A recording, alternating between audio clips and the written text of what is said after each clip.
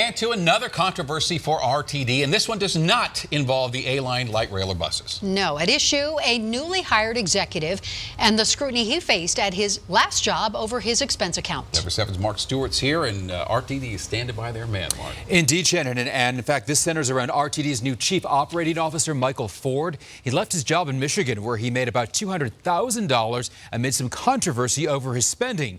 Yet RTD says there is more to the story, insisting he's the right pick for Denver. Michael Ford's road to Denver has been a bit bumpy. For about 3 years, he ran the Transit Authority in Metro Detroit. Yet while in Michigan, he faced questions about reimbursements for things like mileage, health care, and cell phone bills. Expenses that were being paid at a much higher rate than should have been.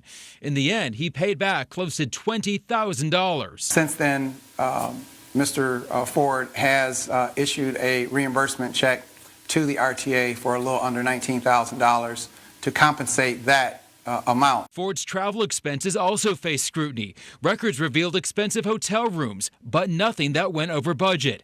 RTD provided Denver 7 these letters from his bosses in Michigan, defending him, pointing to loose travel policies and political fallout from a failed vote on a transit plan. Many of us had known Mr. Ford previously. Kind of a small world in the transportation industry.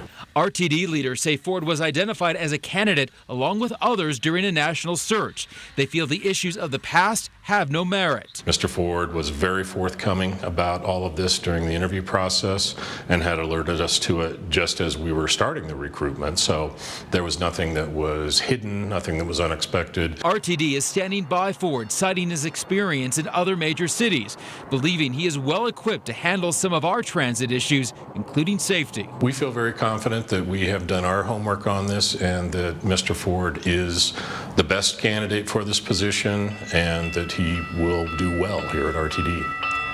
Those RTD spokesperson Scott Reed. Ford will be making $230,000 a year here in Denver. While an advisory board helped in the process, RTD's general manager was the final decision maker to hire him. We did ask, but Ford was not available to talk to us today. Fascinating. Thank you, Mark. Thank you, Mark.